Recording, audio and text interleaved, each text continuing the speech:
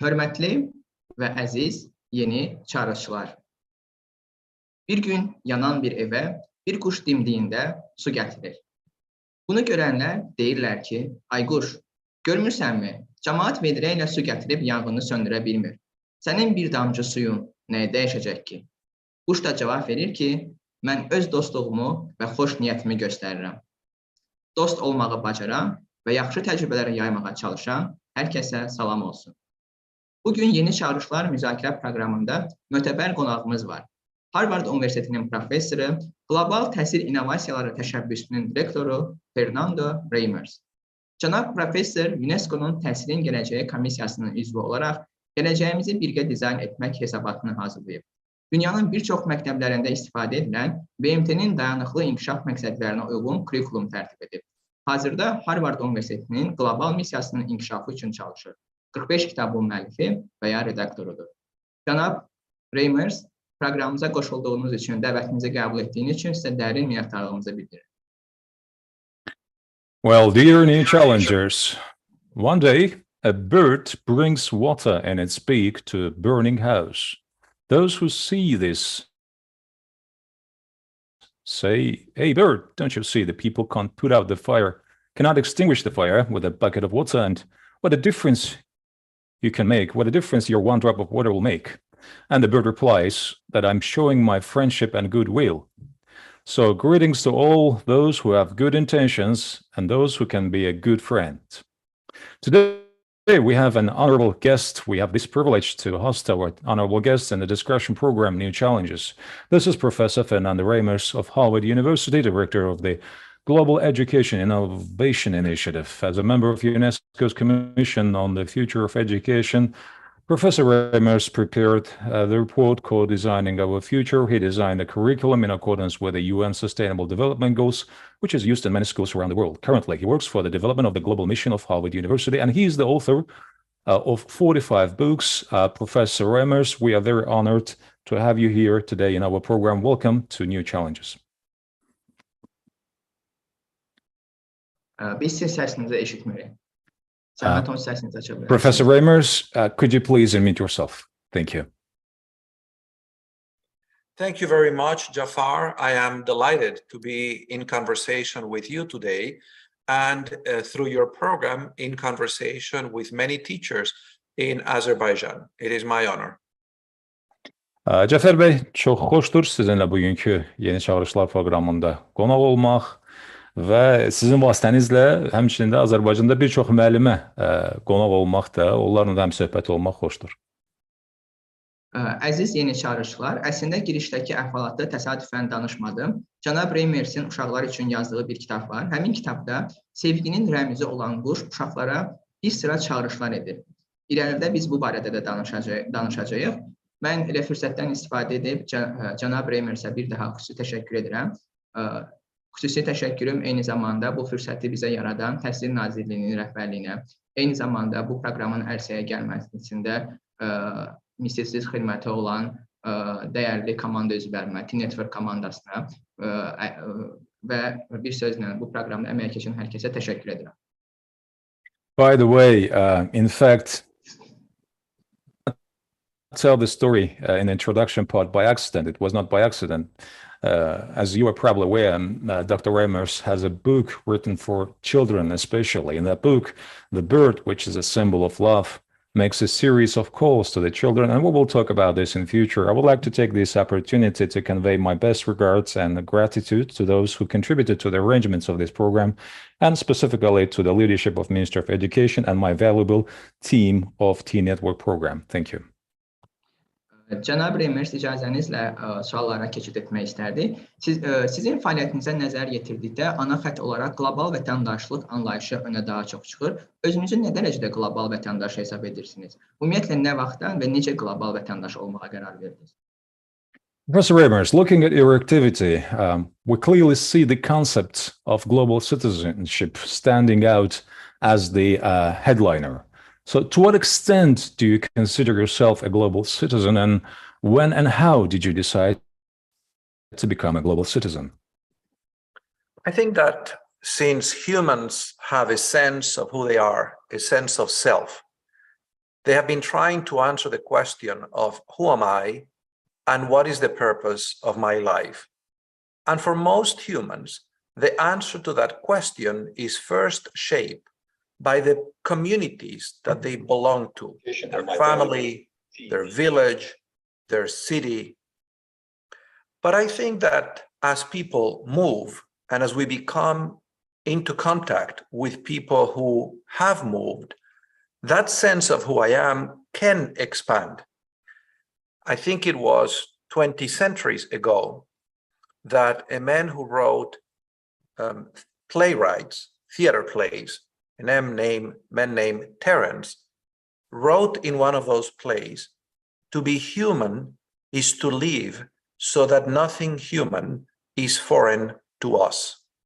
And to me, that encapsulates the idea of being a global citizen. A global citizen is someone who understands that just as you are a member of your family, of your community, of your village, of your nation, you are also a member of a much bigger community, which is the human species. Now, I don't think that one decides to become a global citizen, but I do think there are experiences that can help you understand that you are a global citizen. And I think in my case, those experiences were shaped by the fact that my parents themselves had moved from the country of their birth to the country where I was born. They were born in Spain. They migrated to Venezuela, where I was born. I lived in communities where there were many families who had come from different places. And then I went to a school that had been created by people who had also moved, teachers who had immigrated from France. And the principal of that school believed that it was very important for a school to help students understand their similarities, their commonalities, and to appreciate their differences across many divides. So she made an effort to make sure that in that school, there were students who were girls and boys from different national origins, from different religious backgrounds. And I think that and many other experiences helped me understand that I had the aspiration of living so that nothing human would be foreign to me. But I do think that the aspiration of being a global citizen is just that. It's a process. I don't think there is a moment when you say, I now am a global citizen.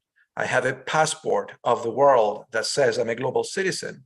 I think one can look for experiences that can help us develop that understanding that there is much to share in common with other humans. And I believe that for most of humanity, when the first images of Earth, of planet Earth, were sent from space, that helped a lot of people understand that we were fellow travelers on this small planet traveling around the Earth.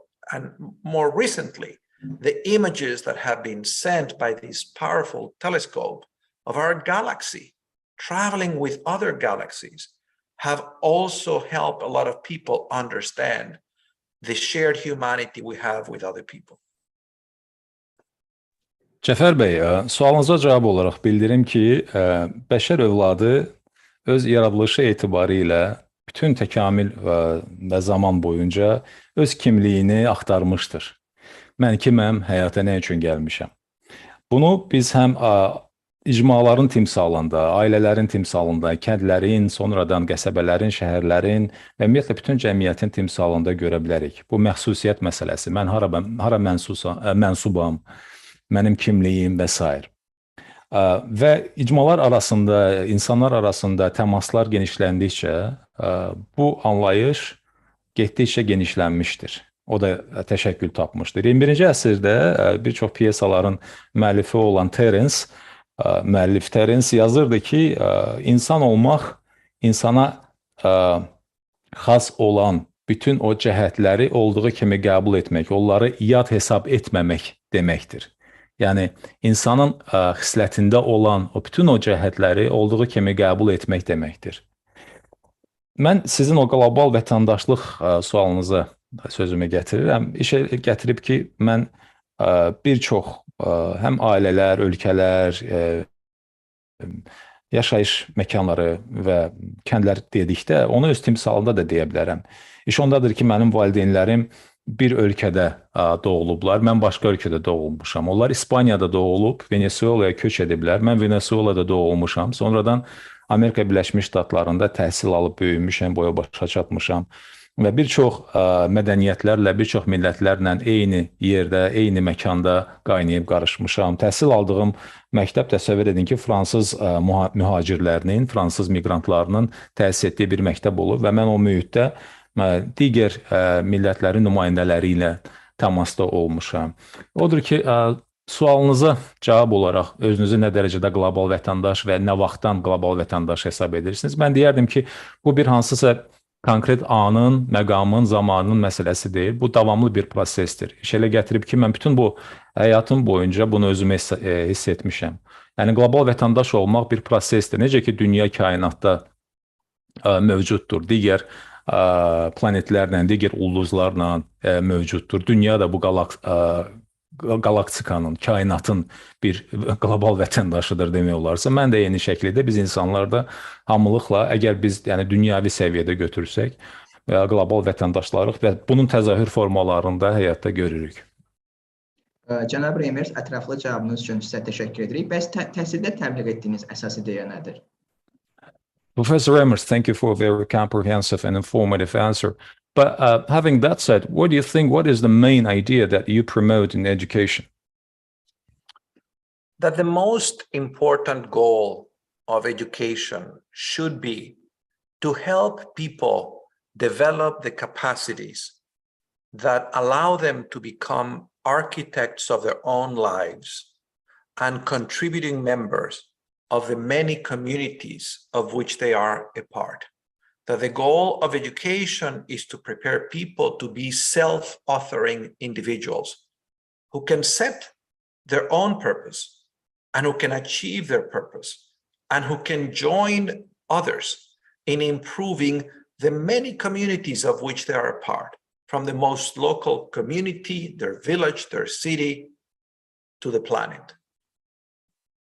Cəfər bəy, mən belə deyərdim ki, yəni təhsildə təbliğ etdiyimiz əsas ideyanı götürsək, ən başlıcası gəlin bunu insanlar səviyyəsində götürək.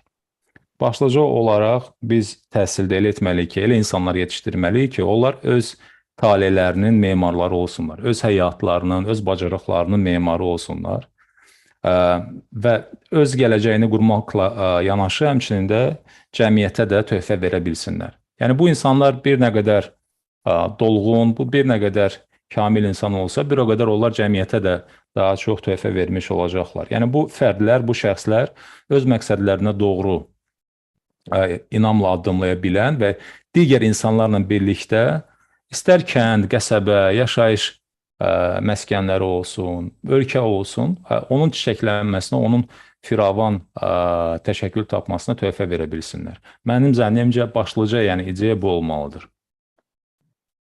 Cənab Reimers, dünya dəyişirsə, məktəblər də dəyişməlidir deyirsiniz. Necə bir dəyişikliyə ehtiyac var? Well, Professor Reimers, you say that if the world is changing, so the schools must do so. The schools should also get changed. So what kind of change is needed? What kind of change do we imply when we say the world is changing and the schools must do so? In order to help students improve the world, schools must help students understand the world in which they live and understand that they have a responsibility to make the world better. So that requires that we look for ways to connect what students are learning in school with the reality outside of school.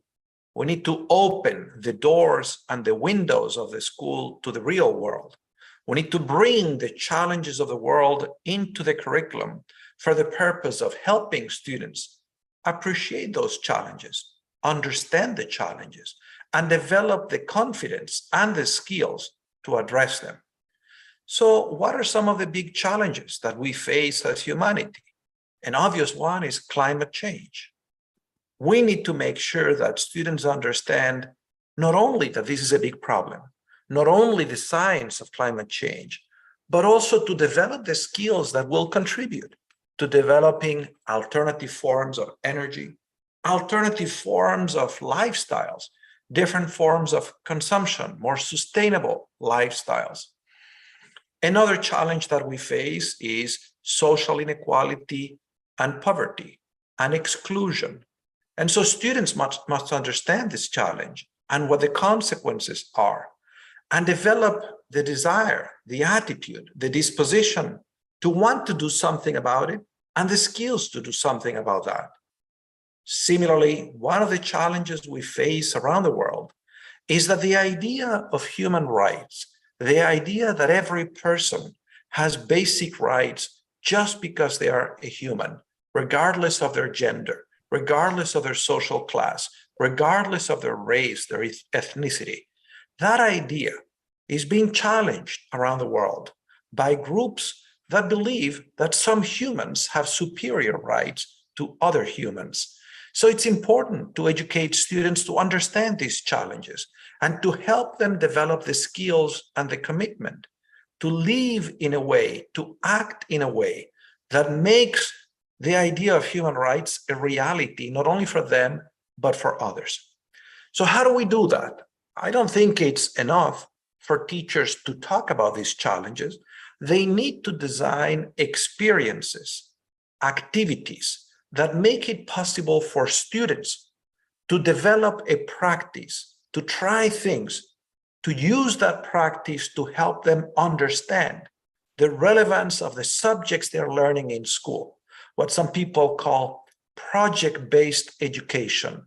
I will give you in a moment an example of what this means, but let me pause to give our translator an opportunity to translate. Thank you, sir. I appreciate.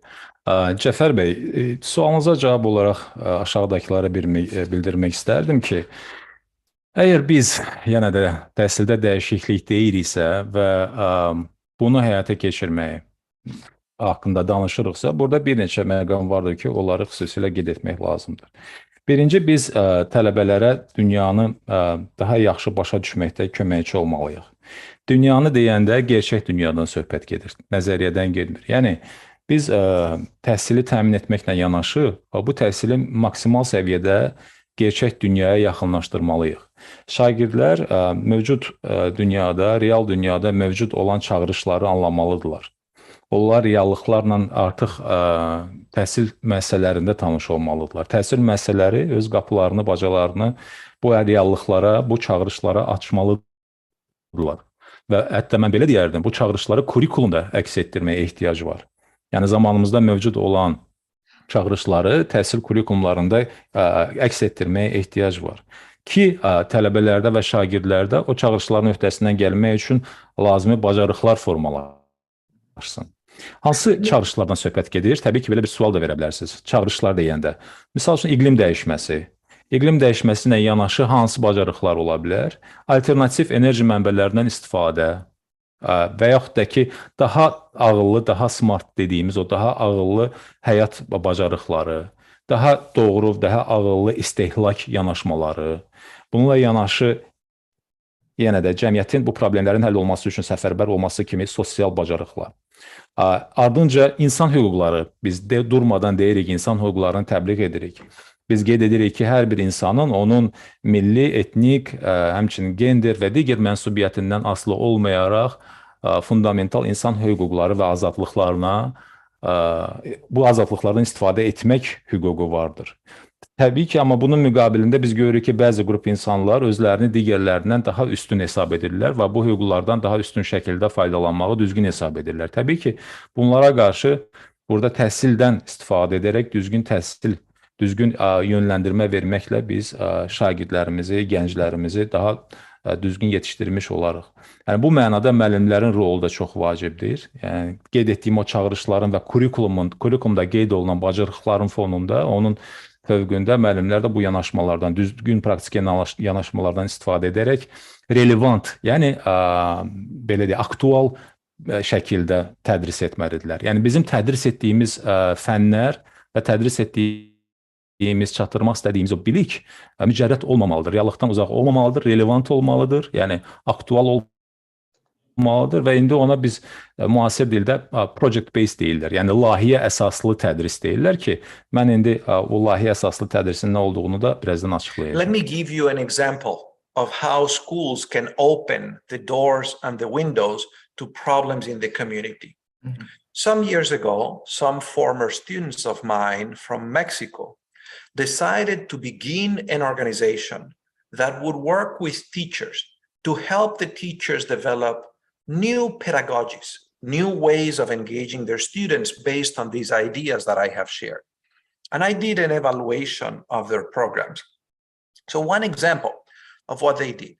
In one school, these were students ages 14 and 15, the students had to identify a problem in the community. And then with their teachers, they had to understand the causes of that problem. And then they had to think about how could they solve this problem. And then they had to implement the solution. And then they had to evaluate the results of what they had done and reflect on their learning. So the problem that these students identified was the fact that the school had no running water. There were latrines in the school, but the water didn't come. And they decided to solve that problem. So they imagined a different number of different ways to bring water, and they selected one. At some distance from the school was a house in this village where there was a well. And so they went to talk to the owner of this well, and they asked her if they could have access to water 1 hour every day. And she said they could do that. So they raised some money. They got a small water pump to extract the water. They put a system of hoses to bring the water of the school, and they made sure that they had clean water for 1 hour every day. When I asked the students, why did you choose this problem? Their answer was very interesting. They said, nobody wants to be in a school where the bathrooms don't have water. But especially, this is terrible for girls at this age, because at this age, many of these girls have already a period. They menstruate. And you don't really want to be in a school where there is no clean water when you are menstruating. If you don't come to school every month, 3, 4, 5 days a week in a month, you're not going to learn. You're going to fail the school year. So those students told me this was not only a problem of hygiene, it was a problem of equal opportunity for girls and for boys. And I thought that insight that the students developed as a result of having had the opportunity to identify a real problem was a very clear example of what it means to prepare students to connect what they're learning in school with real problems outside of schools, and to develop skills that help them solve real problems using what they're learning in school. Cəfər bəy, bu sualla bağlı elə sözümün davamı olaraq mən sizə bir misal gətirmək istəyirəm. Meksikalı bir tələbəm var idi. O belə bir layihə həyata keçirməyə qərar verdi ki, müəllimlərlə birlikdə yeni pedaqoji yanaşmalar, barəsində danışdığım o yeni pedaqoji yanaşmaları təbliğ etmək üçün, müəllimləri buna təlimləndirmək üçün bir layihə həyata keçirmək qərarına gəlir məktəbdə, 14-15 yaşlı məktəblər arasında. Onlara bir tapşırıq verir ki, siz müəyyən bir problem seçin, problemi müəyyən edin, sonra bu problemin həlli yollarını axtarın, problemin həlli yollarını tapandan sonra onu həll etməyə çalışın və sonradan da bu atdığınız addımı, gördüyünüz işi qiymətləndirin. Şagirdlər məşvərət edirlər və sonradan qərara gəlirlər ki, məktəbə su çəksinlər, çünki bu məktəbdə su təchizatı olmur və məktəbə suyun çatdırılması üçün müxtəlif variantları nəzərdən keçirirlər. Söhbət sırf məktəblilərdən gedir, şagirdlərin özləri bunu edirlər. Onlar beyin həmləsi edirlər, müzakirə edirlər və qərara gəlirlər ki, bir çox variantlar arasında bir variant daha uyğundur. Məktəbdən müəyyən bir məsafədə bir təsərrüfat var. Orada da təsərrüfatda bir quyu var. Qərar alırlar ki, həmin o təsərrüfatın sahibəsinə müraciət etsinlər və xanımdan icazə istəsinlər ki, gündə 1 saat ərzində həmin quyudan məktəbə su vurulsun, içməli su vurulsun. Bunun üçün pul yığırlar. Topladığı pula nasos və həmçinin də şlanqlar alırlar və bu borular alırlar, belə deyək. Bu nasos və boruları alandan sonra həmin o deməli xətti, su təchizatı xəttini çəkirlər və gün ərzində 1 saat məktəbdə içməli su olur. Mən məktəblilərə sual verdim ki, siz nə üçün məhz bu layihəni seçdiniz? Onlar bilirsinizmi mənə nə dedilər? Dedilər ki, əgər məktəbdə içməli su olmasa, heç kim məktəbə gəlməyəcək. Yəni, onlar məhz məktəbin dayanıqlığını düşünüblər ki, su olmasa məktəbə heç kim gəlməyəcək, təhsil almayacaq. Digər məsələ də o idi ki, söhbət 14-15 yaşlı məktəblərdən gedir. Təbii ki, o yaşda məktəbli qızların xüsusi fizioloji ehtiyacları olur. O su olmayanda, təbii ki, gigiyena olmayanda da bu yaşda olan qızlar əziyyət çəkirlər. Çünki o fizioloji higiyenik ehtiyaclarını qarşılaya bilmirlər və təbii ki, bu da oğlanlarla qızlar arasında təhsil baxımından əlverişsizlik yaradır. Bu əlverişsiz vəziyyəti aradan qaldırmaq üçün də bu layihəyə həmçinin ona görə də imza atdılar. İndi görürsünüzmü? Yəni, bu çox əyani bir misaldır. Biz tələbələrə kömək etdikdə, onları o lazımi biliklə, savadla təmin etdikdə, onlar həmin bilikdən istifadə edərək reallıqla nəzəriyyəni qovuşdururlar. Reallıqla nəzəriyyəni bir növ körpü şəklində bir-birinə uzlaşdıra bilirlər və problemləri həll edirlər. Cənab Reimers, ətraflı cavabınız üçün sizə minnətdarlığımızı bildiririk. Ümumiyyətlə, bizim maraqlıdır. Qlobal təhsilin milli təhsildən və ya milli kurikulumdan əsas fərqi nədir? Və niyə qlobal təhsil? Təhsili qloballaşdıran nədir? Professor Reimers, thank you for a very informative and very comprehensive, detailed response with a specific case that you mentioned. In this regard, let me ask the next question. Why global education? And what globalizes the education, and why, after all, we need to have the global education? What is the purpose? What is the point behind of the global education? The point of global education is to help students understand the world in which they live and to be competent to live in a world where all of our lives are shaped by events that are local as well as global. And those two are connected. Take climate change, for example. Climate change manifests itself in every community on this planet, but it is not a problem that can be solved only in that community. It is a shared problem of humanity.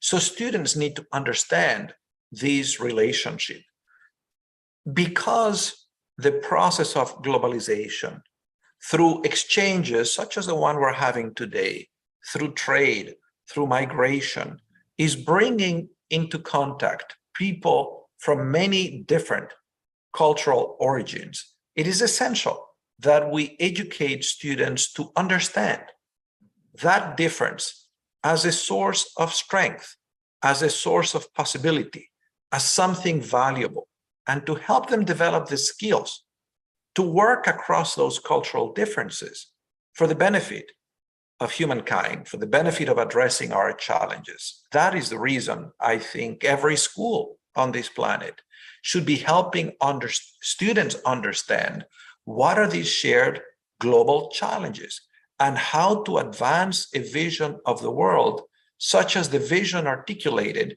in the United Nations Sustainable Development Goals.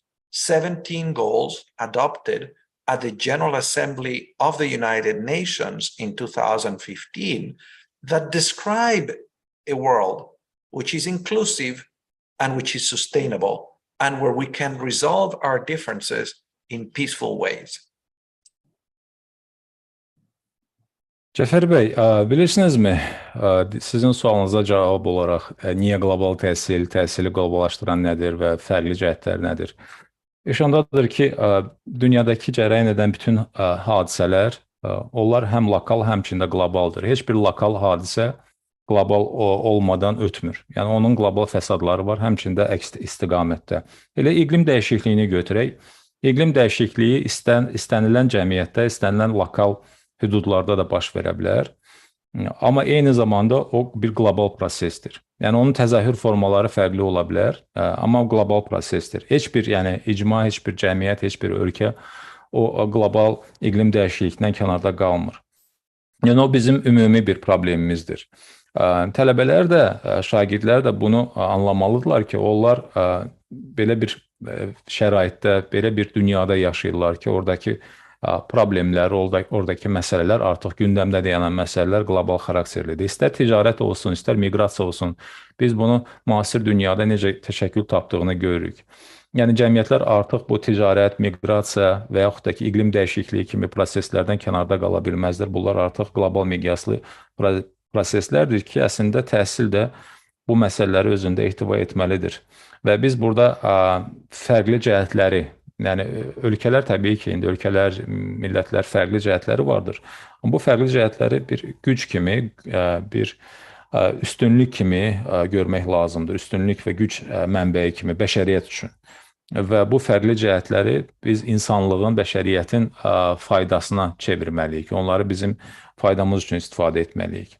Bu mənada düşünürəm ki, hər bir məktəb də bu missiyanı anlamalıdır. Ki biz elə bir gənc nəsil yetişdirməliyik, elə insanlar yetişdirməliyik ki, onlar qlobal dünyanın qlobal vətəndaşları olsunlar. Bu məsuliyyəti hiss etsinlər, dünyanı qorunmaqla da bağlı. Baxın, elə Birləşmiş Millətlər Təşkilatının dayanıqlı inkişaf məqsədləri var, qısa olaraq SDG, ingilisində, Azərbaycanda DİM. Onlar, yəni ki, 17 konkret DİM-dir, yəni dayanıqlı inkişaf məqsədləridir ki, Baş Assambleya tərəfindən, BMT-nin Baş Assambleyası tərəfindən 2015-ci ildə qəbul edilmişdir və orada başlıca prinsiplər inklüzivlik və dayanıqlıqdır. Yəni, məhz inklüziv və dayanıqlı şəkildə biz dünyanı birlikdə yaxşılığa doğru apara bilərik. Cənab Reimers, xülasə etsək, qlobal təhsilin milli təhsildən əsas fərqini nədə görürsünüz? Professor Reimers, if to summarize, what do you see as the key difference, key distinction between the global education and the national education or national curriculum? Oh, I think they're complementary. I think that a national curriculum has the responsibility of helping students develop a sense of being members of an entity called a nation, of understanding the history, the geography, the challenges of that nation. But I do think that these should be complemented, enhanced with an understanding that this nation lives in a world and that students live in a world beyond the boundaries of a nation state, and that students also must understand how this nation relates to the world and must have the capacity to understand those issues that go beyond the frontiers of a nation, that cannot be resolved by a nation alone. Now, I do think that at the moment, many national curricula do not prepare students to understand the world. In many schools around the world, students do not know that there is such a thing as the United Nations. They do not learn that the United Nations was created at the end of World War II as a way to prevent another big world war. And that the way they did that was drafting an agreement called the Universal Declaration of Human Rights and committing to advancing these human rights for everybody. I think it is essential that students everywhere learn this, that they learn to accept, to respect, to embrace all of humanity, that they develop the skills to have empathy for other human beings. Sadly, we live in a world where there is still much violence perpetrated because some groups of humans deny others the very right to existence. Take the conflict in Ukraine, for example, a real tragedy, a real global tragedy, the result of the fact that the leader of Russia denies the Ukrainian people the right to existence. I think it's essential that students are prepared to prevent the horror of another big war or of the wars, such as the one that go on today against the Republic of Ukraine? Cəfər bəy, əslində mən düşünürəm ki, qlobal təhsillə milli təhsili və yaxud milli kurikulum müqayisə etsək, onlar bir-birini tamamlamalıdır. Milli kurikulumda bəli, bir tərəfdən ölkənin tarixi, ölkənin coğrafiyası, ölkənin keçdiyi yol, ölkənin sahib olduğu mədəni irs və s. bütün bunlar təbii ki, tədris olunmalıdır ölkə vətəndaşlarına, gənc vətəndaşlara.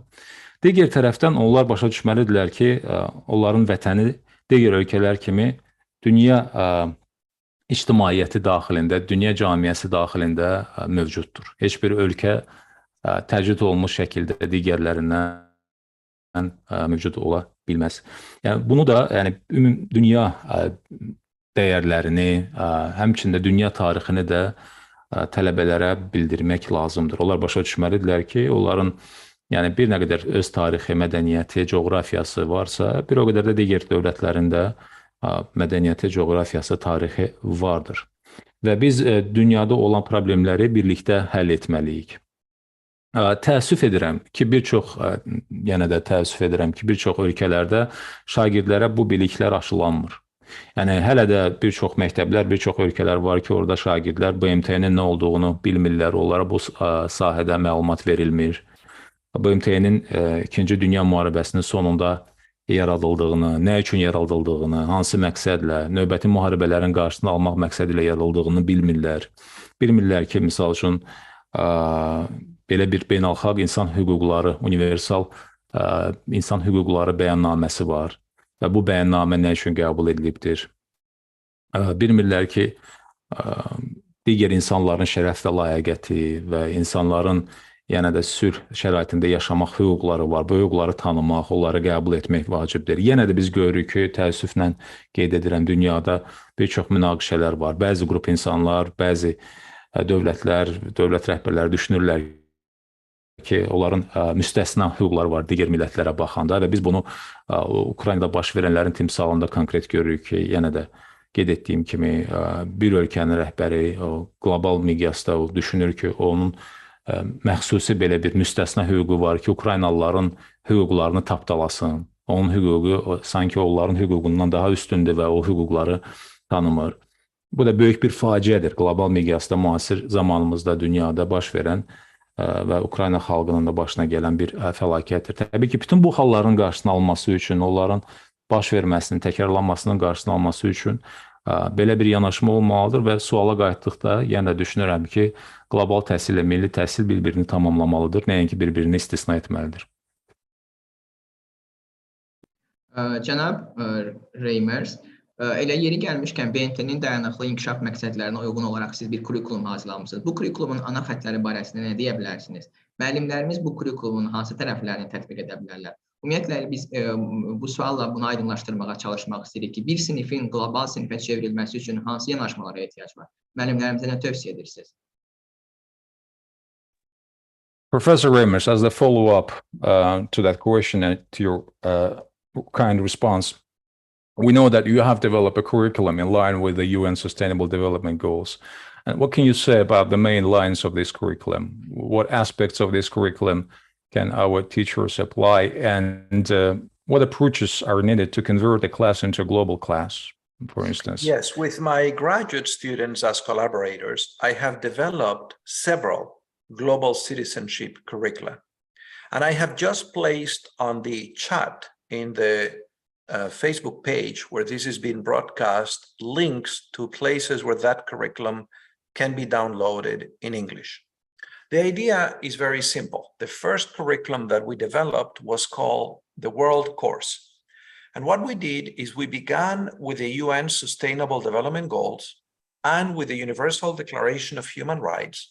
And we asked, what should a graduate of high school know, be able to do, and care about, so they understand these goals, they understand why they're important, and they can have the skills to advance a world that is more inclusive and more sustainable. And then we develop a project-based curriculum from kindergarten to the end of high school, 12 grades, that continuously engage students in activities that were gradually building the full range of competencies that guide the development of that curriculum. We call that curriculum the World Course. And we made this curriculum available as a Creative Commons resource, which means that it's free, anyone can use it, they don't need to pay anybody. People are free to translate it into other languages. And this curriculum has been translated into multiple languages and is in use in thousands of schools around the world. Let me wait for the translation before I continue. Thank you, Professor. Cəfər bəy, deməli, bununla bağlı bəli, mən qeyd etmək istəyirəm ki, mən tələbələrimlə birlikdə belə bir, sizin də qeyd etdiyiniz kimi, dayanıqlı inkişaf məqsədlərinə uyğun olaraq kurikulum hazırlamışıq. Bu kurikulumun adı The World Course'dur, dünya kursudur. İlkin olaraq onu hazırlayanda biz deməli, yuxarı sinif şagirdləri üçün, yuxarı sinif şagirdləri, yəni o məktəblərin məzunları üçün onu hazırlamışdıq. Burada başlıca məqsəd BMT-nin dayanıqlı inkişaf məqsədləri və BMT-nin həmçinin də insan hüquqlarına dair universal bəyannaməsi idi. Bu iki sənədi əsas bir istinad sənədi kimi götürmüşdük və burada başlıca məqsəd o idi ki, tələbələrə bu deməli BMT-nin bu təşkilatı sənədləri haqqında və insan hüquqlarına dair olan bu sənəd haqqında məlumatlandırmaq. Necə edək ki, onlar bu bilikləri əldə etsinlər, bu bilikləri tətbiq etsinlər və dünyanın daha da dayanıqlı, daha da inklüziv olması üçün öz tövhəsini versinlər. Bilsinlər ki, dayanıqlı inkişaf məqsədləri nədir, bilsinlər ki, insan hüquqlarına dair BMT-nin universal bəyannaməsi nədir. Sonradan biz bunu tək yuxarı sinif şagirdləri üçün deyil, ümumiyyətlə bütün 12 deməli sinif üçün kurikulum formasına aldıq və bunu bir bələdçi rəhbər təlimat sənədi etdik.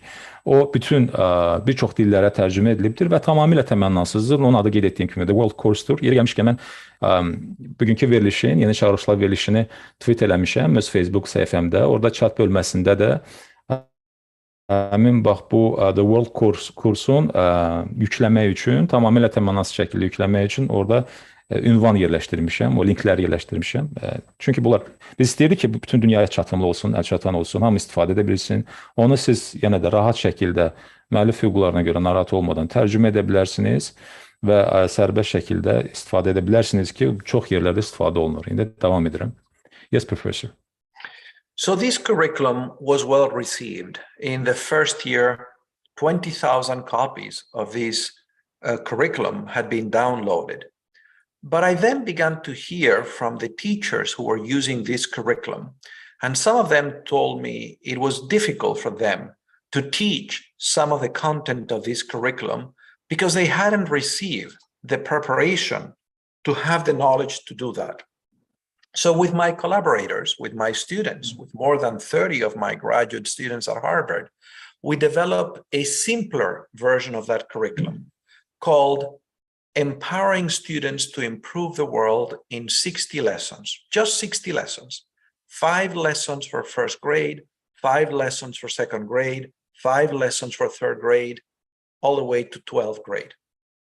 And that curriculum, that book, also included a simple process explaining how to organize in a school an approach so that all teachers could innovate in generating a curriculum, their own curriculum, and could develop their capacity to do that, and they could connect with other schools, building a network of schools, an innovative network of schools.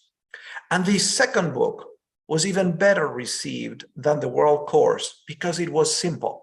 It was very accessible. That book has been translated into Arabic, Turkish, Chinese, Spanish, French, Portuguese, so many different languages. And I have placed a link to a place where that curriculum can be downloaded. And it would give me great happiness if some of the people listening on this call decided, let's translate this book into our language, into our local language, so that more people can use it in Azerbaijan. So those are the two resources. Those are the goals. The goals are basically to build the capacity of teachers and schools to become engines of innovation, to generate innovative curricula that help students develop the skills to improve the world, to achieve the Sustainable Development Goals. Cəfər bəy, mən qeyd etmək istərdim ki, həmin vaxt bu bizim kitabımız, tələbələrlə birlikdə hazırladığımız World Course kitabımız ilk olaraq 20.000 dəfə yüklənmişdir, 20.000 nüsxədə yüklənmişdir. Amma müəllimlərin rəyi belə idi ki, onlar dedilər ki, biz əziyyət çəkirik bu kurikulumun tətbiq olmasında. Çünki bu kurikulumla bağlı, bu kontent, bu mövzu ilə bağlı biz təlim keçməmişik. Və tədris prosesində onun tətbiqi bizdə müəyyən çətinliklər yaradır. Odur ki, biz deyəndə mən və mənim hardasa 30 tələbə, deməli, auditoriyam, həmkarlarımla birlikdə, tələbələrimlə birlikdə biz bu kitabın, World Course-un daha sadə formasını, daha sadələşdirilmiş formada Empowering Student to Improve World in 60 Lessons, 60 dərslə tələbələrin dünyanı dəyişməsi üçün gücləndirilməsi kitabıdır. Gücləndirilməsi dedikdə, yəni bu tələbələrə bir növ kömək mənasında, onları bu məlumatla, biliklə gücləndirmək anlamında. Söhbət yenə də bütün o 12 sinifdən gedirdi, yəni 1-dən 12-yə kimi və hər sinifə 5 dərs nəzərdə tutulmuşdu, cəmi 60 dərs edir. Kitabın məqsədi o idi ki, sadələşdirilmiş və başa düşülən şəkildə müəllimlərə və tələbələrə dünyanı dəyişməkdə, onun daha da inklüziv edilməsində, onu daha da dayanıqlı inkişaf tapmasında öz töhfəsini verməkdir. Təbii ki, burada müəllimlərə artıq müəyyən bir çeviklik imkanı yaradılırdı. Müəllimlərə bu bir rəhbər təlimat formasındadır. Müəllim bu kitabı oxuyaraq başa düşür ki, misal üçün, hansı şəkildə tədris zamanı bunları dərs vaxtı tələbələrə çatdıra bilər. Hətta mən sizə deyim ki, özü də kurikulum hazırlaya bilər. Yəni bizim kurikulumun əsasında qeyd etdiyim kimi o dayanıqlı inkişaf məqsədlərində ehtiva olunan o məqsədləri özü də kurikulum yarada bilər və bundan da artıq, hətta bundan da kənara çıxıb digər müəllimlərlə və digər məktəblərlə burada əlaqə yaradıb bir növ kollektiv şəkildə işbirliyi də etmək olar kurikulumla bağlı. Və həqiqətən də bu kitab bir bestseller, mən deyərdim ki, oldu. Müəllimlər tərəfindən çox müsbət qarşılandı. Ərəb, türk, ispan, portuqal dillərinə, çin dilinə tərcümə olundu. Və yeri gəlmişkən mən yenə də onun linkini yerləşdirmişəm həmin o chat bölməsində, Facebook səhifəmdə. Əgər siz onu yükləmək istəsəz, yəni yenə də hörmətli müəllimlərimiz Yeni çağırışlar verilişinin auditoriyası yükləmək istəsə çox sevinərəm. Onu yəni tərcümə etmək də olduqca faydalı olar. Onun daha da geniş şəkildə istifadəsinə imkan yaradar. Bu müəllimlər üçün bir əlavə bir əyani vəsait kimi də köməkçi olar ki, çünki bu prosesdə müəllim aparıcı qüvvədir. Dünyanın daha da inklüziv və daha da qeyd etdiyim kimi dayanıqlı olması üçün. Cənab Reimers. In addition to those two curricula, the World Course and the 60 Lessons, also with my graduate students, we have developed other examples of how to develop curriculum aligned with the SDGs, just to show that there are multiple ways to do that. And I have placed on the Facebook page, where this is being translated, two of those publications. One is called Learning to Collaborate for the Global Common Good, and the other one is called 12 Lessons, which was something which I developed with a group of teachers in the United States to teach them how they could collaborate across their various states. Now, today with us live, we have over 100 teachers. And you might think 100 is a small number given the size of Afghanistan, of Azerbaijan, but 100 people can achieve great things with the power of technology. If only some of the teachers who are joining us today decided that they want to be the pioneers in Azerbaijan, developing a curriculum in your context, inspired by the examples I have shared, aligned with the SDGs, I am sure that you could have enormous impact, enormous beneficial impact.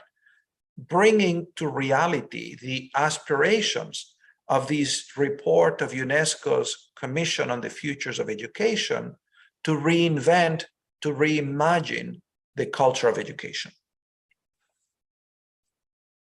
Cəfər bəy, fikrimi davam etdirərək qeyd etmək istərdim ki, bu nəşrlərlə yanaşı World Course və 60 Lessons, yəni dünya kursu və 60 dərslə yanaşı bizim bu dayanıqlı inkişaf məqsədləri ilə bağlı kurikulumun hazırlanmasına dair bir sıra digər nəşrlərimiz də olubdur. Bu nəşrlərdən ikisini qeyd etmək istərdim. Onların adlarını mən chat bölməsində qeyd etmişəm. Burada qlobal rifah baxımından, qlobal fayda baxımından töhfə vermək üçün olan bir kitabdır. İkincisinin adı isə sadəcə olaraq 12 dərsdir. Bu 12 dərsi mən Amerika Birləşmiş Ştatlarının müxtəlif təhsil müəssisələrinin müəllimləri ilə birlikdə hazırlamışıq və onlar üçün hazırlamışıq ki, Amerika Birləşmiş Ştatlarının müxtəlif ştatlarında məhz demin əsasında, dayanıqlı inkişaf məqsədlərinin əsasında kurikulumun hazırlanması üçün müəllimlər bundan istifadə etsinlər, bu rəhbər təlimatlardan. İndi təbii ki, deyə bilərsiniz ki, mən baxıram da auditoriyanın sayına, deyək ki, bu yeni çağırışları izləyənlərin sayı 100-dən, deyək ki, 100 və daha çox müəllimdir. Bəzilərinə bu o qədər də çox gələ bilməz, yəni Azərbaycan kimi ölkənin miqyasında, timsalında bu heç də böyük rəqəm görsənməyə bilər. Amma bunu biz texnologiyaya vursaq, təbii ki, bu bugünkü veriliş yazılır, sonra translyasiya olunur, ötürülür, yayımlanır, çatdırılır. Təbii ki, bu daha da böyük bir miqyas deməkdir. Daha da böyük bir müəllim cəmiyyəsi, icması deməkdir. Ona görə bu baxımdan həqiqətən də bu nəşrlərin əhəmiyyəti olduqca böyükdür. Cənab Reimers, biz də T-Network'un Facebook səhifəsində zaman-zaman sizin o qeyd etdiyiniz kursu tərcümə edərək, Azərbaycan dilində tərcümə edərək izləyicilərimizlə paylaşacağıq. Sualımıza davam etsək, gələcəyin təhsil modeli, indiki təhsil modelindən nə ilə fərqlənməlidir sizcə, cənab Reimers? Professor Reimers, we will translate the aforementioned publications, the World Course and also the 60 Lessons. We will be periodically sharing these SDG-based curriculum guidelines with our audience. Having that said, what do you think? How should the education model of the future differ from the current education model? I think education should, above all, help students answer the questions, who am I? What is my purpose in the world? In a way that helps students develop autonomy, the capacity to set personal goals, and the confidence and the skills to achieve them, and also the capacity to join others in making the communities of which they are members, communities where the human rights of every person are a reality, communities that are inclusive, communities where we can solve our differences in peaceful ways, communities in which we relate to the planet in a way that is sustainable. And I think that in order to do that, education needs to be engaging, education needs to be exciting, education needs to be fun. Students should see the school not as a boring place where they go to fulfill the desires of other people, but as an exciting place where they go to become their best selves. Cəfər bəy, mən ilk öncə düşünürəm ki, biz əgər gələcək haqqında danışırıqsa, yəni gələcəyin təhsil modeli haqqında danışırıqsa, hər bir halda istər indi, istər gələcəkdə təhsil sistemi tələbələrə mən kiməm sualına cavab verməkdə kömək etməlidir.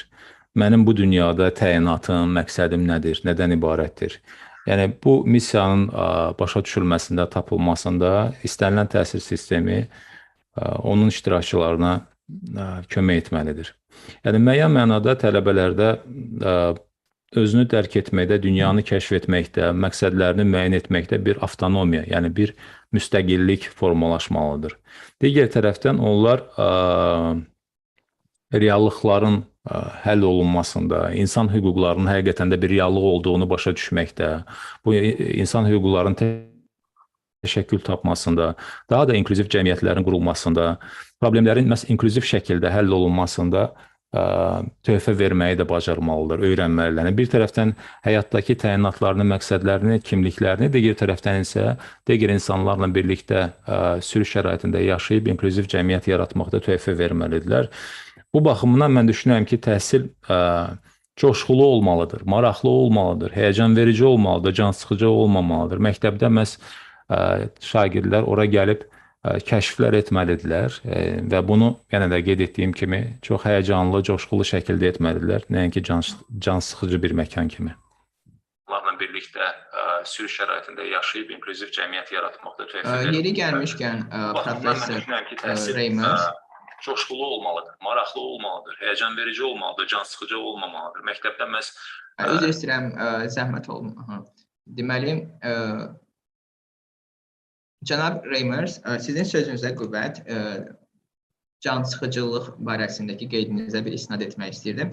Deməli, bizim Yeni çağırışlar proqramında qonaq olan bir sıra mütəxəssis uşaqların məktəbdən sıxıldığını, onların məktəbdə xoşbəxt olmadığını etiraf ediblər. Və siz bu barədə nə düşünürsünüz? Əgər bu fikirlə razılaşırsınızsa, vəziyyəti necə dəyişə bilərik?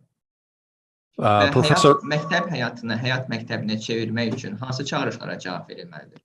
Professor Reimers, just to follow up, by the way, what we have noticed, a number of the scholars who were guests in the New Challenges program, they admitted that the children are bored at school and they are not happy at all at school.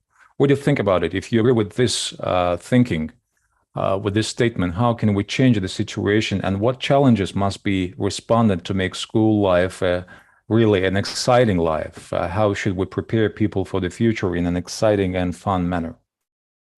There are many different schools around the world. One of the big successes of the creation of the Universal Declaration of Human Rights, in including the right to education, is that humanity succeeded in bringing almost every child to school to spend a number of years in school. And with that success, there was also great variation on what that experience looks like. There are some schools where students are very happy, they are learning what they need, and they go on to improve their lives as a result of that. But there are also schools where students are not treated well. In some schools, students are punished harshly by their teachers. In some schools, students go and they are taught in a language they cannot understand. In some schools, students go and they learn a curriculum where they are invisible. Their identities are invisible.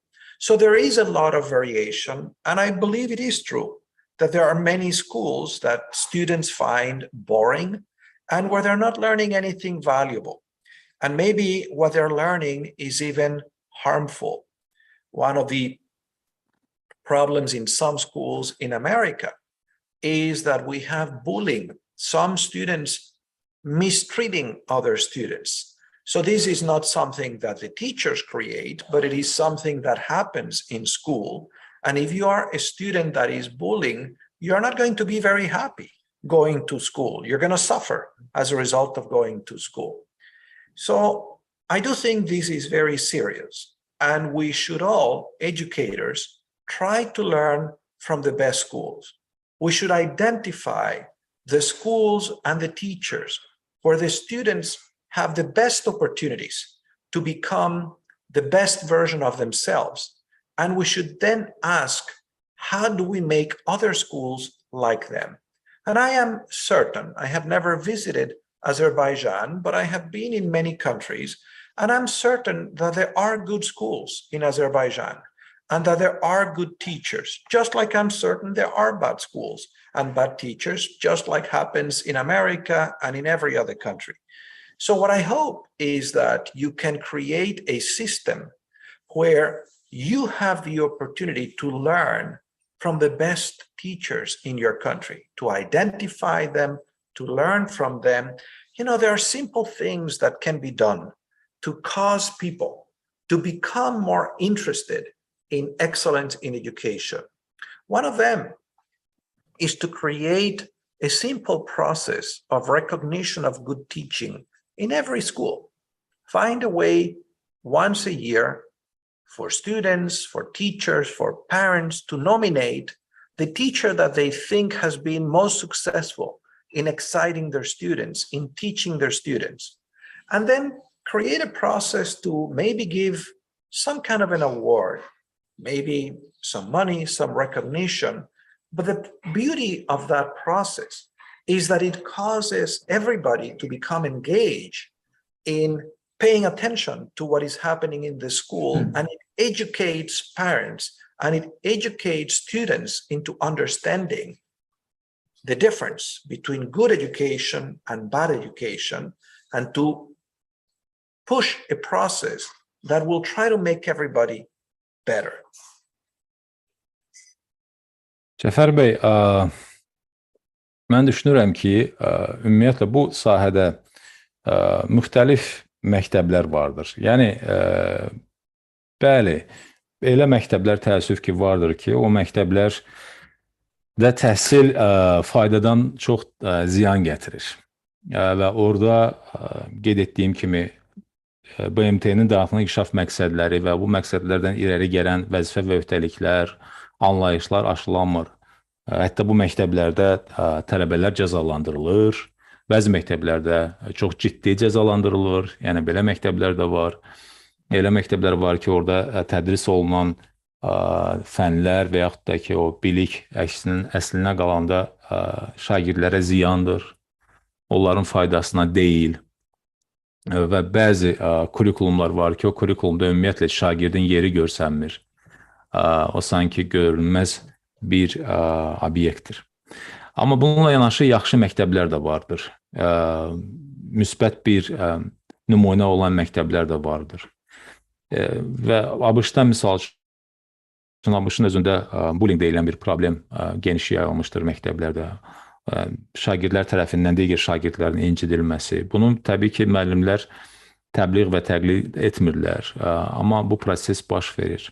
Bunların aradan qaldırılması üçün biz ilk növbədə gərək yaxşı məktəblərin misalında özümüz üçün müəyyən ibrətlər çıxaraq. Görək ki, bu yaxşı uğurlu məktəb modellərində hansı təcrübələrdən istifadə olunur, orada təhsil prosesi necə aparılır və çalışıb onu çoxaldaq, onu ölkə miqyasında digər məktəblərdə də tətbiq edək. Yəni, bu yaxşı məktəblər var. Mən əminəm ki, Azərbaycanda da onların sayı az deyil. İstər Azərbaycanda, istər ABŞ-da və yaxud da ki, digər yerlərdə. Onları təhlil edib, onlardan öyrənmək də çox vacibdir. Digər tərəfdən, yaxşı müəllimlər, yəni bu sahədə öz peşəsini öhdəsindən yaxşı gələn müəllimlərdən də öyrənmək olduqca önəmlidir. Və burada bir məsələni də qeyd etmək istərdim. Müəllimlərin zəhmətini, onların əməyini qiymətləndirmək də çox vacibdir.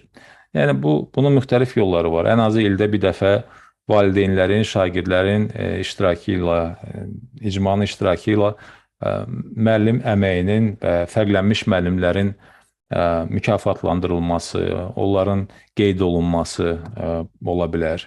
Şərt deyil ki, yəni hansısa müstəsna bir hədiyyə olsun, mükafat olsun, amma ən azından o müəllimin zəhmətini qiymətləndirilməsi və məktəbə, yəni məktəbdə o təhsil prosesinə ictimaiyyətin cəlb olunması prosesi də olduqca önəmli və vacibdir.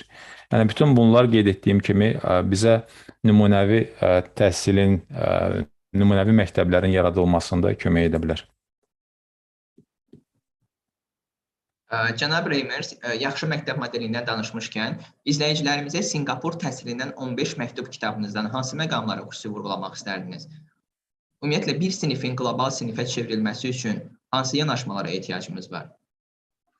Well, speaking about the good model of school, what points would you like to highlight to our audience, Professor Reimers, based on your book, 15 Letters on Education in Singapore, Reflections from a Visit to Singapore in 2015?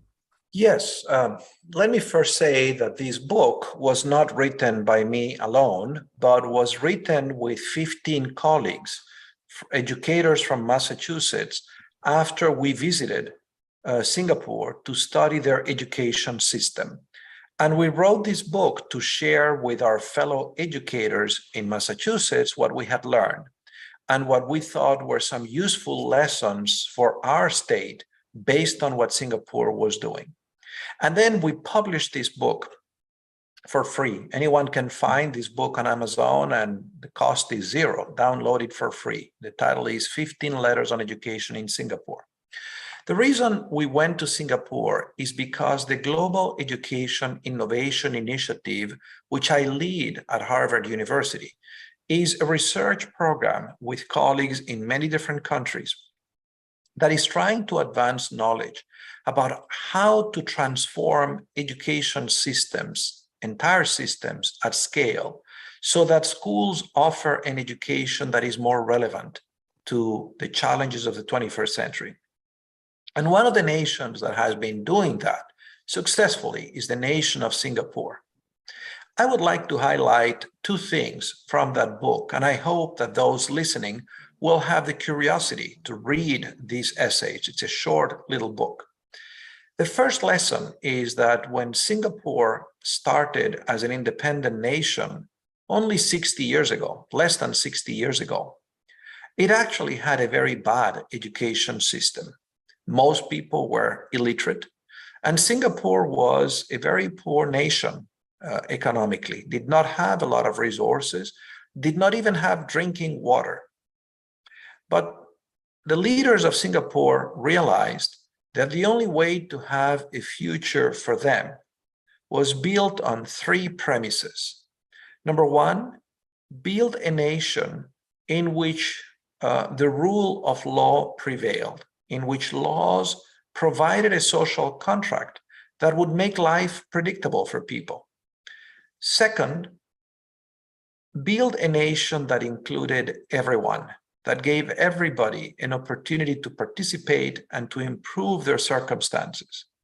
And third, basically build an education system that made it possible for that nation to provide those opportunities.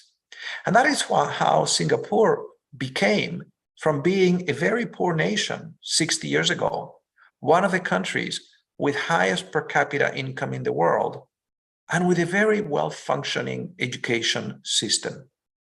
Now, Singapore, I think, in the development of that system, did not happen overnight.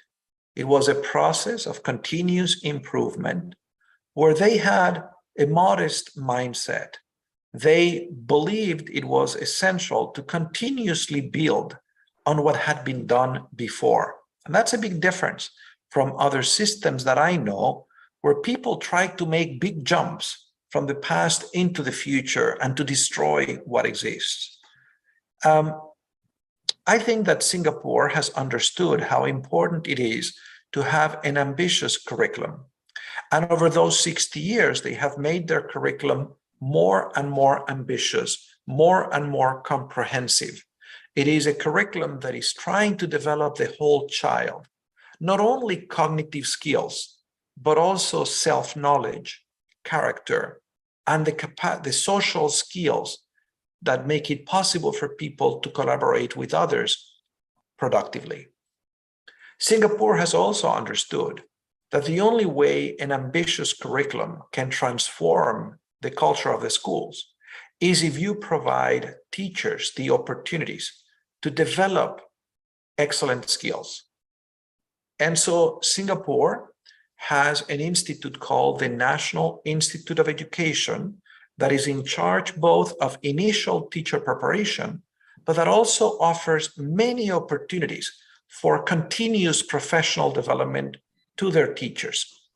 I think this combination between an ambitious curriculum and robust and effective opportunities for initial education and lifelong professional development for teachers are one of the reasons Singapore was able to build one of the best education systems in the world that actually improve the living conditions of most people in Singapore. Cəfər bəy, qeyd etmək istərdim ki, adı çəkilən kitabı, yəni Singapur təhsilindən 15 məktub, Mən bu kitabı tək deyil, yəni onun müəllifi mənimlə həmçinin də həm müəllif olan Massachusetts məktəblərinin, Massachusetts universitetlərinin 15 müəllimidir. Yəni bu kollektiv bir əsərdir. Biz bu əsəri Singapura 2015-ci ildə etdiyimiz səfər zamanı, səfər sonrası daha doğrusu, rəy və təəssüratlar əsasında ərsəyə gətirmişik, onu nəşr etmişik. Mən, sizin də öncə qeyd etdiyiniz kimi, mən Harvard Universitetində təhsildə qlobal İnnovasiyalar təşəbbüsünə rəhbərlik edirəm və bu təşəbbüs çərçivəsində biz Singapura belə bir səfər təşkil etmək qərarını aldıq. Çünki Singapur bildiyiniz kimi təhsil sistemi baxımından da ümumiyyətlə dayanıqlı inkişaf məqsədləri baxımından da sahib seçilən və inkişaf etmiş dövlətlərdəndir. Və mən bu səfərlə bağlı və konkret olaraq adı çəkilən Singapur təhsilindən 15 məktub əsəri ilə bağlı iki məsələni vurğulamaq istərdim. Bu məsələ mən əminəm ki, auditoriyada bu nəşrə, yeri gəlmişkən böyük nəşr deyil, bu broşuradır, amma maraqlı broşuradır və deyəcəklərim o broşura marağı səbəb olacaqdır. İş ondadır ki, Singapur müstəqilliyini 60 ildən az bir müddət əvvəl qazanmışdır. Heç 60 ildə tam olmamışdır. Amma bu 60 ildən az müddət ərzində böyük bir yol qət ediblər. Həmçinin də təhsil sistemi sayəsində. Əhalinin, təsəvvür edin ki, Singapurun əhalisinin böyük əksəriyyəti onlar savadsız idi və resurslardan da kasad bir dövlətdir. Hətta içməli suları belə yoxdur. Yox idi, daha doğrusu. Amma sonradan bu dövlətin qurucuları, onlar başa düşdülər ki, yeri gəlmişkən cənab Fernando Reimers çatda həmin o kitaba, Singapur təhsilindən 15 məktub kitabına çatda paylaşdı ünvanı, onu da diqqətinizə çatdırım tərcümə zamanı. Və bu, deməli, Singapurun liderləri, rəhbərləri başa düşdülər ki, ölkəni inkişaf etdirmək üçün 3 əsas şərt vacibdir. Birinci şərt o idi ki, onlar qərar verdilər ki, ölkədə mütləq olaraq qanunun aliliyi prinsipi bərqərar olacaqdır.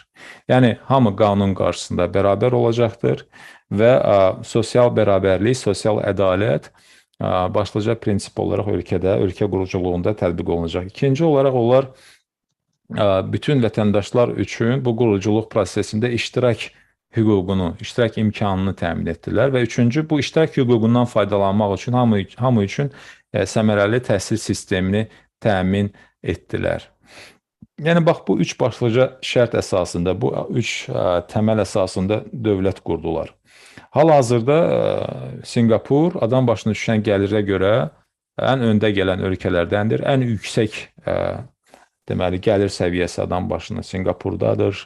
O ölkələr sırasındadır ölkə. Həmçinin də kifayət qədər inkişaf etmiş səmərəli təhsil sistemini də qurmağı bacarıblar.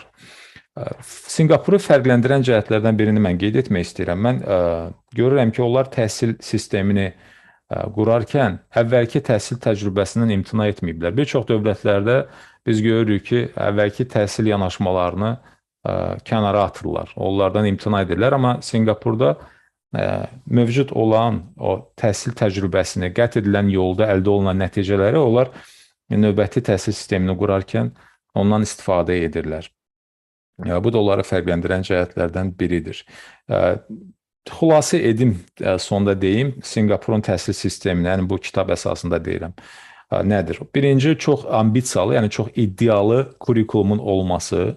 Digər tərəfdən, yəni idealı deyəndə onlar tək kognitiv, tək zehni bacarıqların inkişaf etdirilməsi deyil, həmçinin də tələbələrin özünü dərk etmə, yəni onların şuurunun inkişaf etdirilməsi, sosial dərrakə, sosial bacarıqlar, təcrübə kimi bacarıqlar inkişaf etdirilir. İkinci, onlar müəllimlərin inkişaf etməsi üçün çox gözəl imkanlar yaradırlar. Bu mənada Singapurda müəllimlərin təkmilləşməsi üçün ayrıca belə bir qurum da yaradılıb. Onun adı National Institute of Education, Milli Təhsil İnstitutudur. Bu Milli Təhsil İnstitutu müəllimlərin həm təhsili və onların deməli hazırlığı və həmçinin də ixtisas artırması ilə məşğuldur. Yəni orada həm o bizim bildiyimiz o universitet təhsili, həmçinin də müəllimlərin hazırlığı baxımından, həmçinin də ixtisas artırma imkanları yaradılıbdır. Yəni yenə də yekun olaraq kifayət qədər iddialı kurikulum, Üstəgəl müəllimlərin inkişaf etməsi üçün həm sərt tələblər, həmçinin də gözəl fürsət və imkanlar Sinqapurun təhsil sisteminin xarakterizə edən cəhətlərdir. Çox təşəkkür edirik cənab Reimers. Yeri gəlmişkən əziz izləyicilər, biz cənab Reimers'in qeyd etdiyi kitabları şərh bölməsində paylaşdıq. Siz həmin deməli linkə daxil olaraq kitabları əldə edə bilərsiniz. Thank you enormously, Mr. Reimers. Thank you indeed. We have shared the links to the publications that you have kindly mentioned, that you have kindly shared with us, so the audience of the New Challenges can benefit from those publications. Cənab Reimers, bu reglamentimizi nəzərə alaraq yekun 3 və ya maksimum 4 sualı sizə ünvanlamaq istəyirəm. Qısaca verməyinizi xahiş edirəm. Əgər mümkündürsə bu 3-4 sualı sizə ünvanlamaq istəyirəm. Təşəkkür edirəm. Mr. Reimers, as we are approaching the end of the program and having in mind the time limit, we would like to address you a final 3 questions, and we would appreciate your concise responses. Thank you, sir. Thank you so much for your brilliant time. Cənab Reimers, bildiyimiz qədərilə siz COVID-19 dövründə təhsillə bağlı bir sıra araşdırmalar etmişsiniz. Tədqiqatlarınızın nəticəsində diqqətinizi ən çox nə çəkib? Bu nəticələr təhsil işçilərini hansı məqamlara xüsusi diqqət etməyə səsləyir? Professor Reimers, we know that you have done a number of profound studies related to the education in the period of COVID-19 outbreak. So what actually caught your attention as the most in the process of your research? What were the key findings, if you like, and these results, what do you think in regards to educators, what they should pay special attention in your findings? Thank you. In March of 2020, when the COVID pandemic was declared, I began to study the educational impact of COVID around the world. And over the last 3 years, we have conducted many different studies. I would say that this story is a story of a glass half full and half empty. The glass half empty is very well known. During COVID, it was not, especially during the period of social distancing, it was not possible for many schools to provide students with the necessary opportunities to remain engaged. Schools tried many different things using technology, but the accessibility of technology was limited, and the skills of students and teachers to use technology were also limited. So the result is that many things that students should have learned in the curriculum were not learned. And we should be very concerned with that learning loss and with the fact that in some parts of the world, because students were not learning, they disengage with schools. For the most part, these are students who are poor, whose families were facing many new needs caused by the pandemic. They just dropped out of school. So that should be a big concern, a big priority, because if we don't address it, COVID is going to mean a setback, a regression, erasing some of the progress made in access to education, in providing educational opportunity, the result of the last decades. At the same time, COVID was also a moment that promoted a lot of innovation. And this is the glass half full part of the story. There were many teachers, there were many communities, there were many students, administrators who realized that they had to do things differently, that education was very important, too important to forget, and they had to find new ways to engage their students. And part of what I have been doing is to study those innovations. And I have shared some links to publications where those innovations are discussed. It is really remarkable. In a way, we shouldn't be surprised during a time of a global pandemic. It was not possible for many teachers to teach the way they were used to. What we should be surprised about is that during a time of a global pandemic, education was so important to many communities that they made extraordinary efforts to teach in new ways to keep their students engaged. And I think it is very, very important that every school district, every school system takes the time to examine what innovations took place during this pandemic and what can we learn from them? Is there anything useful that we learn that we should continue going forward because of the way in which we develop new pedagogies, new curriculum? For example, in many countries around the world, the emotional well-being of students was not a big priority. But the pandemic made evident that nobody learns very much when they're afraid. And people were afraid of dying. They were seeing people die in their communities.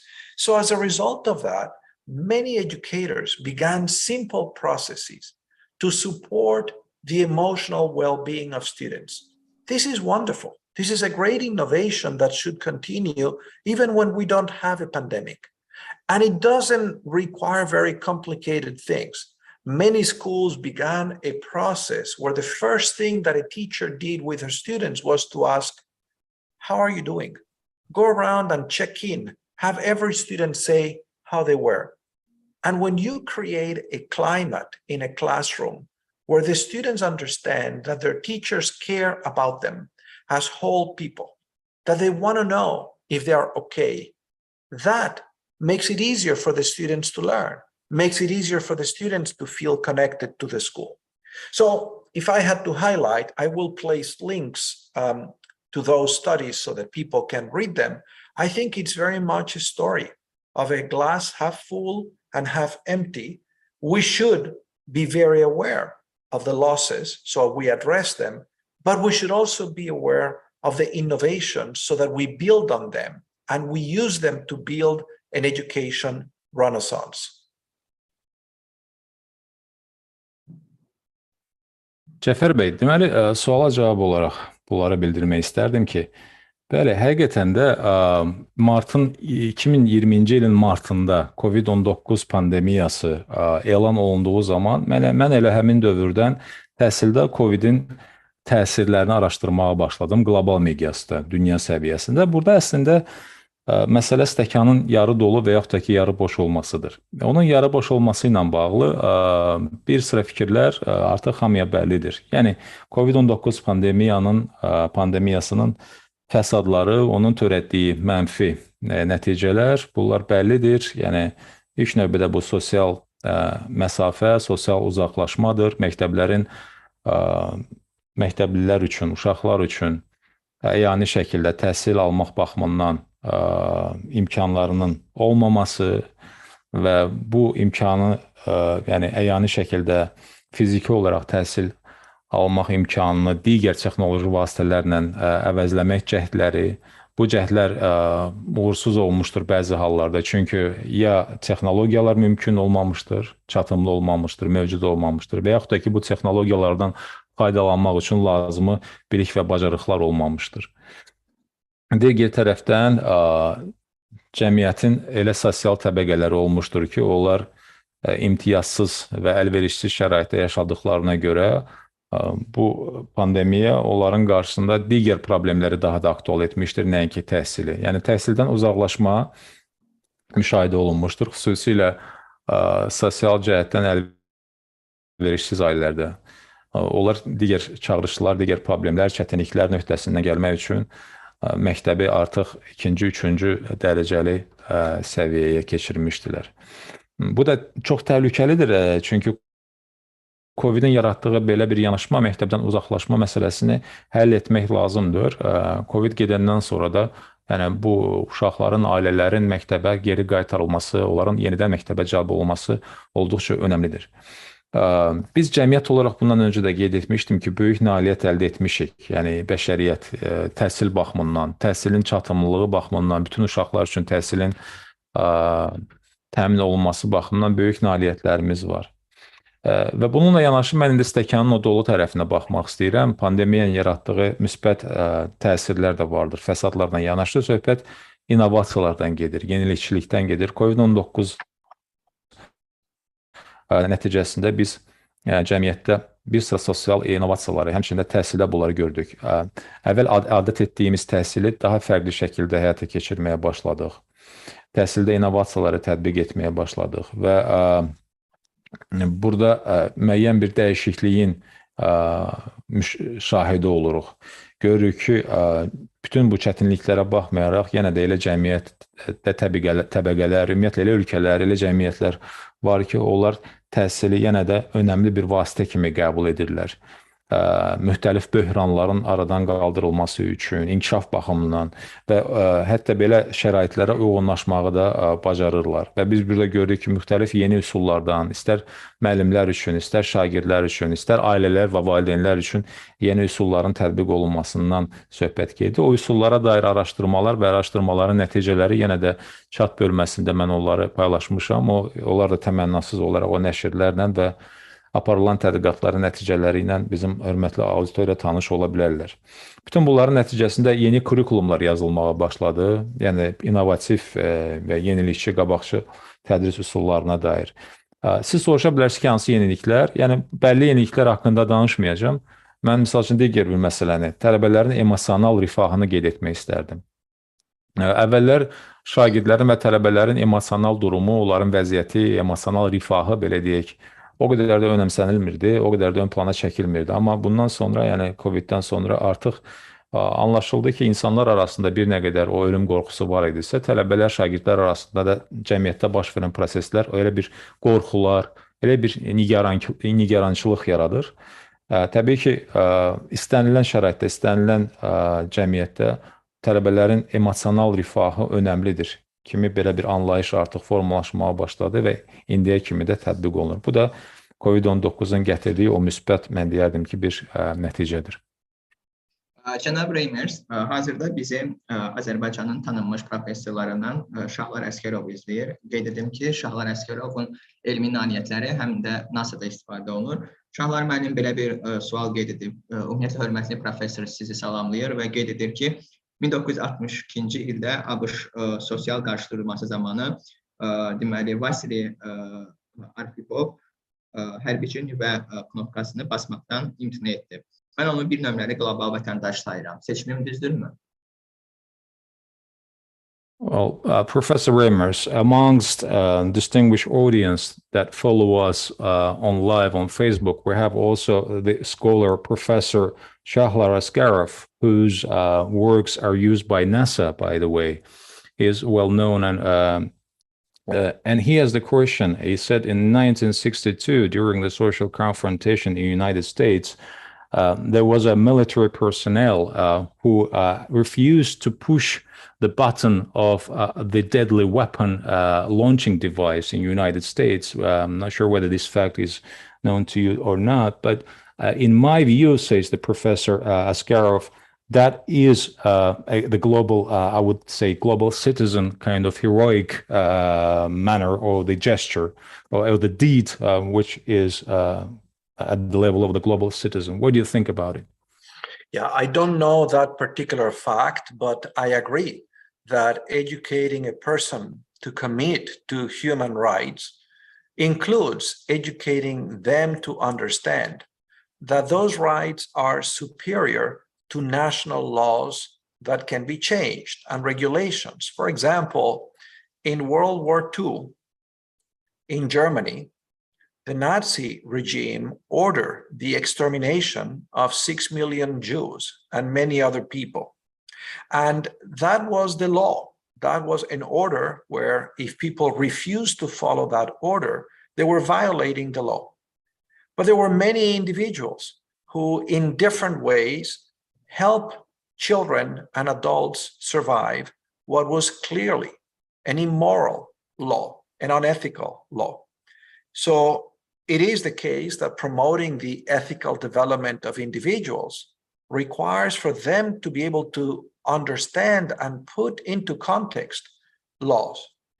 And so as I think about the current conflict against Ukraine, I imagine that there are many people in Russia who feel tremendous dilemmas. And I know there are heroic stories of soldiers that have been sent to combat, who are refusing to murder a population that has not invited this conflict. So I agree with the general spirit of the question, even though I did not know the specific facts. Şahlar müəllim Əsgərovun qeyd etdiyi faktla şəxsən tanış olmasam da 1962-ci ilə aid edilən o faktla şəxsən tanış olmasam da, amma orada ehtiva olunan, orada səslənən o fikir həqiqətən də mənim tərəfimdən də mən onu olduqca təqdir edirəm. Bəli, milli qanunlar, yəni ölkə qanunları və ölkə rejimindən asılı olmayaraq qlobal vətəndaşlıq və bəşəri yanaşma, insani yanaşma olduqca önəmlidir. Biz bunun təzahürlərini 2-ci Dünya müharibəsi zamanında gördük. Almaniyanın nasist rejiminin Yahudi əhalinin, 6 milyon Yahudi əhalinin ölkədən çıxarılması və qətl edilməsi ilə bağlı həyata keçirdiyi siyasətə qarşı çıxan bir çox fərdlər və bir çox adi vətəndaşlar olmuşdur ki, onlar da öz mənəvi və ya mən deyərdim ki, əxlaqi davranışını nümayiş etdirdilər və uşaqları və həmçinin də böyükləri xilas etdilər. Mən bilirəm ki, Ukraynada indi hal-hazırda davam edən müharibədə də belə misallar vardır. Yəni, Rusiya əskərləri, ora təhkim edilən Rusiya əskərləri sonradan geri qaydırırlar və dinc əhaliyə qarşı silahın istifadə olunmasına, onların qətl edilməsinə qarşı çıxırlar. Yəni, bunlar həqiqətən də təqdir olunacaq yanaşmalardır. Qlobal vətəndaşlıq hissi, yəni insanilik və bəşəri yanaşma həmişə ön planda olmalıdır. Cənab Reimers, son sualı ünvanlamaq istəyirəm icazənizlə. Bu bizim proqramımızın əsas sualıdır. Çalışırıq ki, bu sualı bütün qonaqlarımıza təqdim edək. Təhsildə yeni çağırışları 8 güşəli ulduza bənzətsək, sizcə belə bir ulduzun güşələri hansı çağırışlardan ibarət olar? Professor Reimers, thank you so much. And the very last but not least question, this is a traditional question that we address to all our distinguished guests. If you compare new challenges in education to the 8-pointed star, the star with the 8 angles, pardon me, what challenges do you think the corners of such star, what challenges do you think the angles of such star will consist of? It's a good question. I haven't thought about it in terms of an 8-point star. But the first challenge, I would say, is the challenge of relevance. How do we make sure that what students learn helps them understand the world in which they live and helps them improve that world? We've talked a lot about that in this interview. The second related challenge is the challenge of equipping teachers to actually make an education that is relevant, the challenge of teacher support, and actually of reimagining the teaching profession. The third related challenge is the challenge of social exclusion, is the challenge that schools provide very different experiences to students of very different social backgrounds and often provide the least transformative experiences to the most marginalized children. The other challenge is the challenge of school organization and the organization of the school system, which does not sufficiently promote professionalism.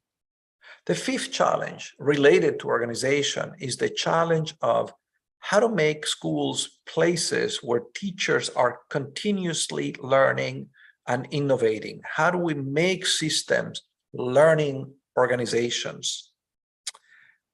The sixth related challenge, of course, is the challenge of society's support for education. To what extent are schools valued by society so that there is adequate funding, adequate support for schools? So those are the 6 points I can think about. I'm sure that I could think about 2 others. I guess another challenge is the challenge of finding specific ways to improve schools that begin where people are. I think that educational change is more likely to result from the local actors taking responsibility for improvement than from any grand design that comes from outside the school telling people what they should do. So this is a challenge. It's related to the school as an organization. It's the challenge of empowerment, of everybody being empowered to take responsibility and to be co-creators of a transformation of education, of the culture of education. And I suppose the last challenge connected to relevance is the challenge of every educator to see themselves not as members of a community system, of a national system, but of a global fraternity, of a community of global colleagues who are trying to make the world better, sometimes with support from their systems, from their national governments, sometimes against the wishes of their national governments, because educators at the end of the day all have a little bit of autonomy to make sure that schools do not simply reproduce the world that exists, the society that exists, the culture that exists, but that actually challenge that and make those communities better. Schools can be places that anticipate a better world, and where it is possible for students to experiment and to learn to imagine what that better world could be. And I think it's wonderful when teachers can do that with the support and within the context of a national curriculum.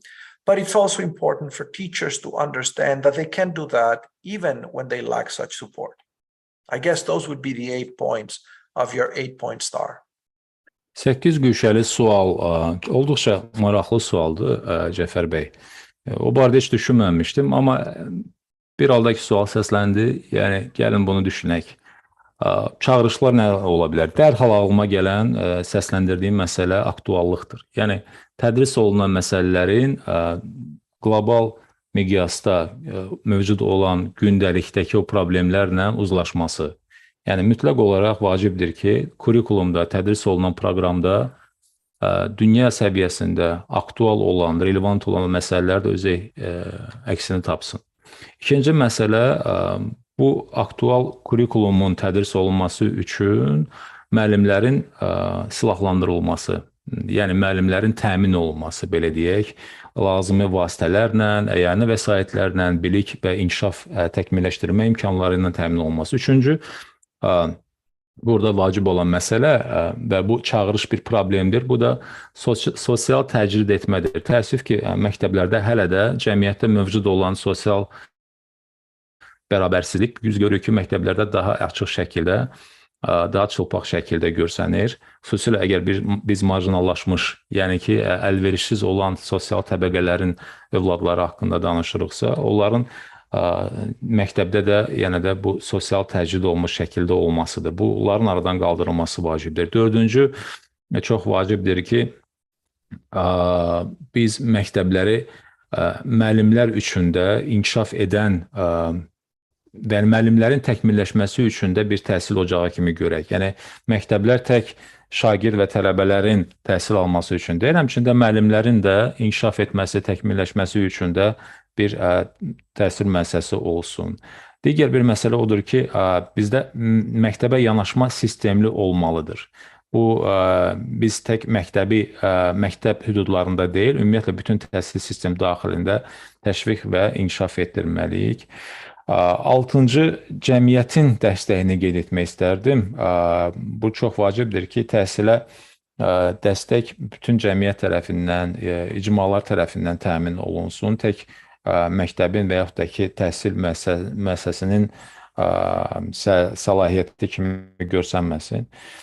Bu qədər 7-8-i də əgər əlavə etsək, mən burada maliyyələşməni qeyd edərdim. Çox vacibdir ki, lazımi maliyyə imkanları təmin olunsun və gücləndirilmə.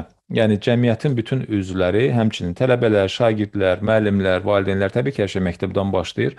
Onlar cəmiyyətə məhz belə səlahiyyətli, güclü, öz hüquqlarını və digər insanların hüquqlarını tanıyan və hörmət edən məzunlar yetişdirsinlər. Bununla bağlı mən 8-cini bir balaca davam etdirib onu da demək istəyirəm ki, çox vacibdir ki, müəllimlər artıq özlərini qlobal və onların təbii ki, yetişdirdiyi tələbələr özlərini qlobal bir qardaşlığın, qlobal bir cəmiyyətin üzvü kimi görsünlər, qlobal həmkarlar kimi görsünlər. Lazım gələndə ölkənin müəyyən etdiyi o təhsil dəstxəttinə uyğun olaraq, bəzi hallarda isə tamamilə fərdi şəkildə, fərdi təşəbbüslər şəklində çıxış edərək belə bir əlaqələr yaratsınlar. Yəni, dünyanın digər yerlərində müəllim həmkarları ilə, digər insanlarla da belə bir həmrəyliyi nümayiş etdirsinlər. Bu qədər. Cənab Reimers, sizə dərin təşəkkürümüzü bildiririk. dəyərli vaxtınızı, dəyərli fikirlərinizi bizimlə paylaşdığınız üçün, qlobal vətəndaşlığın inkişafına töhfə verdiyiniz üçün çox sağ olun və yekunda icazənizlə bizim proqramımızın ənənəsinə sadiq qalaraq kiçik bir hekayəni səsləndirərək proqramımızı yekunlaşdırmaq istəyirik. Təşəkkür edirəm. Professor Reimers, thank you indeed. Thank you so much for your valuable insights, for your ideas, for the knowledge that you kindly shared in establishment of the global citizenship in innovations in this field. We appreciate your energy and your time. And at the end, I would like to share this small piece of story with you and with our audience. Thank you. Thank you so much, Jafar. I appreciate the invitation. I have noted that in your programs, you think carefully about your image. I've seen you in one interview wearing a traditional Azerbaijani dress, and today you chose as your background the cover of one of my children's books. I have written these books for children that have a very simple goal: to promote conversations between children and adults about what does it mean to build a world in which everyone belongs. And so I know you have shared the link to these children's stories online, but I'm so glad that you chose the cover of a book titled Philomena's Friends, which is basically about the ethics and the values that are necessary to allow us to build a world in which we can collaborate with people across all differences for the sake of building a better world. So thank you. Cəfər bəy, mən də öz növbəmdə təşəkkür etmək istəyirəm. Mən onu qeyd etdim özümdə, nəzərə çarpan bir cəhət var. Siz verilişlərinizin fonunda bəzən çox müxtəlif və çox belə gözəl şəkildə fonlar seçirsiniz. Misal üçün proqramların birində milli kostyumda verilişi aparırdınız. Bu dəfə arxa fonda siz mənim kitabım Philomena'nın dostları, Philomena's Friends adlanan kitabdan illüstrasiyanı istifadə etmişsiniz. Bu kitabda kitabın əsas məqsədi, onun əsas ismarıcı məhz birlikdə bizim yaşaya biləcəyimiz, zövq ala biləcəyimiz, töhfə verə biləcəyimiz bir dünyanı kollektiv şəkildə sülh və əmin-amanlıq şəraitində yaşayacağımız dünyanın qurulmasına dair olan bir Philomena'nın dostları kitabıdır. Bu kitabdan illüstrasiyanı çox nəcibcəsinə yerləşdirmişsiniz. Ona görə mən də yaradılan fürsətə görə sizə təşəkkür edirəm.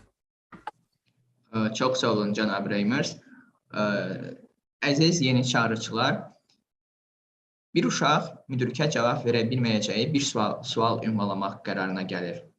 Həmin uşaq ovucunun içində bir kəpənək tutaraq müdrikdən kəpənəyin canlı və ya ölü olmağını soruşmağı planlaşdırır. Düşünür ki, müdrik ölü desə kəpənəyi sərbəst buraxacaq, canlı desə ovucunu yavaşca sıxacaq. Beləcə, ovucunu qapalı şəkildə müdrikə uzadır və soruşur. Ovucumun içində bir kəpənək var. Kəpənək canlıdır, yoxsa ölü? Müdrik həmin şəxsin gözlərinə bir müddət baxdıqdan sonra cavab verir. Bu sənin öz əlindədir, övladım. Bu sənin öz əlindədir. Əslində təhsilli və ya təhsilsiz olmaq, dəyişikliyin yaradılacağına inam və ya inamsızlıq bizim öz əlimizdədir, elə deyilmi? Bəlkə əsas çağırışlardan biri bunu qəbul etməkdir. Növbəti yeni çağırışlarda görüşənədək. A child decides to ask the wise man a question, and a child believes that the wise man will not be able to answer the question because the question is very tricky. So the boy holds a butterfly in his hand and asks the wise man whether the butterfly is alive or dead. And it is thought that if the wise man says dead, he will release the butterfly. If he says alive, then he will gently squeeze his palm and will kill the butterfly. Thus, he extends his closed palm to the wise man and asks, "There is a butterfly in my palm. Is the butterfly alive or dead?" After looking into the eyes of the child for a while, the wise man answers, "It's all in your hands, my child. It's all in your own hands." In fact, being educated or uneducated, believing or not believing that change will be created is up to us. It is in our hands. Perhaps this is one of the main challenges to consider. Thank you for your attention. Thank you.